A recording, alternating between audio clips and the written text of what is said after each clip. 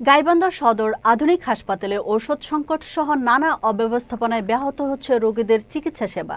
তত্ত্বাবধায়কের কার্যকর পদক্ষেপের অভাব আর প্রভাবশালী একটি দালাল চক্রের প্রভাবে ক্রমশ ভেঙে পড়েছে হাসপাতালটির স্বাস্থ্যসেবা। তবে ঔষধের বড় কোনো ঘাটতি নেই বলে জানায় হাসপাতাল কর্তৃপক্ষ।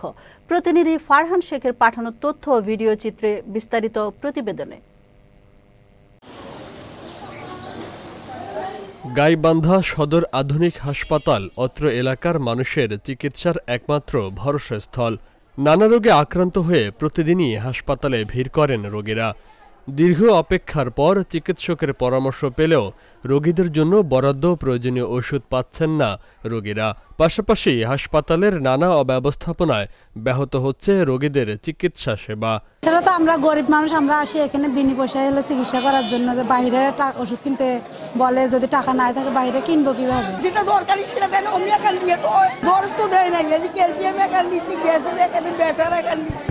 সরকারি এখানে প্রতিষ্ঠান, আমরা জনগণ এখানে এসে দেখেন টাকা ছাড়া কোনোটাই পাচ্ছি না আমরা। এই যে এটা আমরা লাগাচ্ছি 200-300 টাকা, আমি এখন এই মুহূর্তে খুলে নেই, তারপর আমার 200-300 টাকা দেওয়া লাগতেছে। গ্যাসের জন্য ডর্নে দিছে, হিস্টালক্স দিছে হচ্ছে কাশের জন্য, আর হচ্ছে সিএনবি দিছে হচ্ছে ভিটামিন।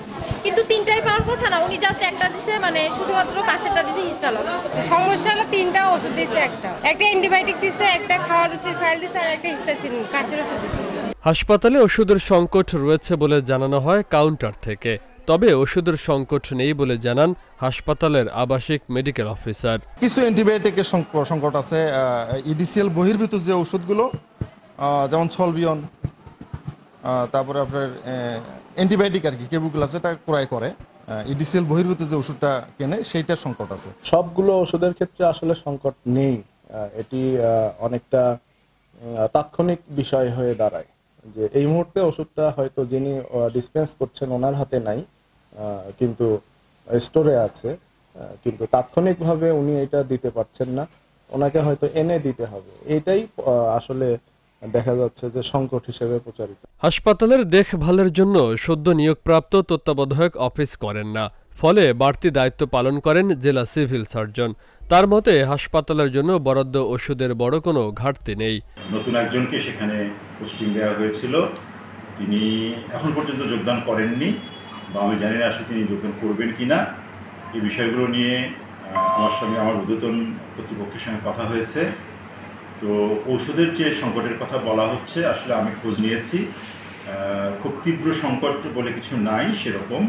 যেহেতু আমরা মূলত আমাদের বরাদ্দের 75% ঔষধ আমরা ইডিসিএল থেকে সংগ্রহ করে থাকি, কাজেই সেই ওষুধটা আমাদের কাছে রয়েছে এবং সেই ওষুধটা দিয়ে আমরা বহির্বিভাগ, অন্তর্বিভাগ এগুলো চালাতে সক্ষম এবং ইনশাল্লাহ চলবে।